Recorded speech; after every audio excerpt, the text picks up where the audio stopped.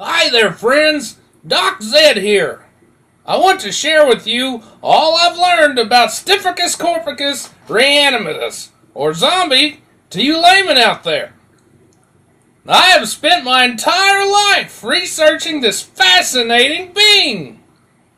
From the remote jungle scare in the Congo in '77 to the sewer people eater incident in India of '81. I've been there, hip waders on, compiling data since the beginning. Now I know you would have thought me batshit crazy a month ago. I know the boys at the Pentagon, Homeland Security, the FBI, NSA, and my mom all did.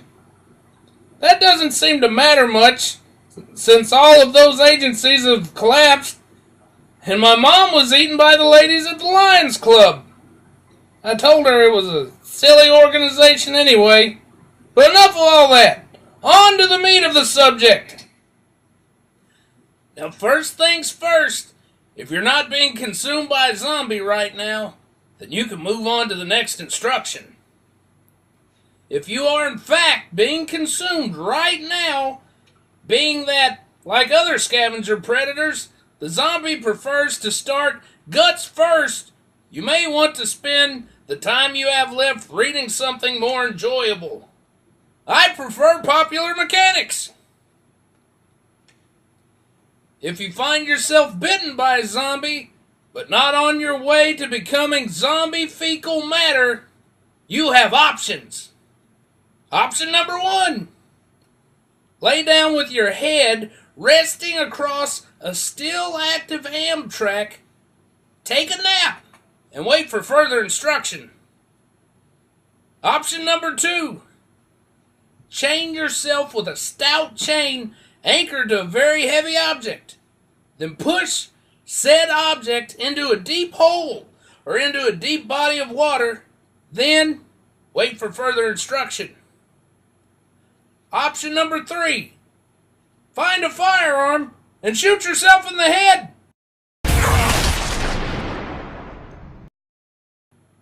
And wait for further instruction. If neither of the aforementioned is the case, allow me to congratulate you. You are not completely screwed, as some might say. There's a lot to be done, though.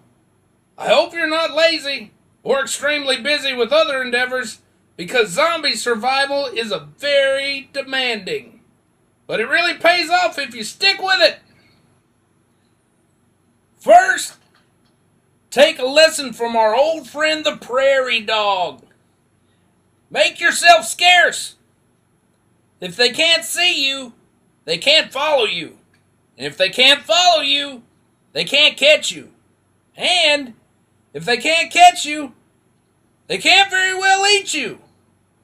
This is the main idea of this whole instruction.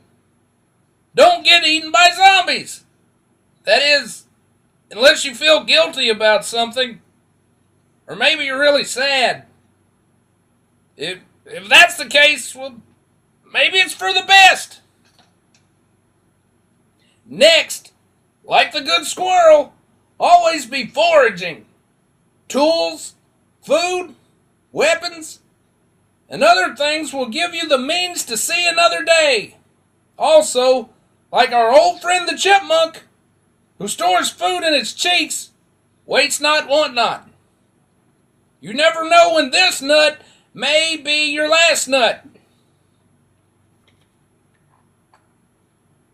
If you find yourself pursued at any point, remember, never run in a straight line. Some of my earlier studies suggest that if you move about erratically, changing direction often, this will confuse the dead. They may become frustrated and give up. Keep in mind, this doesn't always work. Usually when people run in a small circle and fall down. But find what works best for you. Trial and error, as I always say. Now, if we find ourselves being cornered, because we haven't been paying attention to our instruction, or we absolutely have to fight, here are some important things to remember. Keep your gluteus to the wall. Don't leave your ass to chance. Always find an exit route. If you find yourself in a zombie fight, only discover that you are no good at it. You will benefit greatly if you can see yourself to the door. Always find an equalizer. My research has shown that zombies get really lonely. So, they move about in groups to counteract this fear of being alone. So because of this, you should have a weapon capable of tipping the scale in your favor. Always keep them at a distance. If you're close enough that their smell becomes an unpleasant taste, you have allowed them too close. Be creative.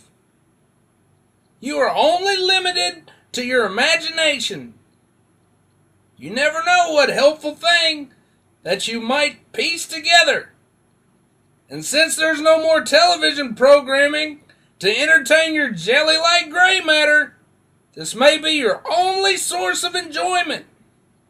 Remember, in all things, try to have fun. Why, if I hadn't have had my pet ferret, Mr. Skittles, with me, and if I hadn't have made little costumes out of hemp and jungle vine, I might never survive the Congo with my sanity.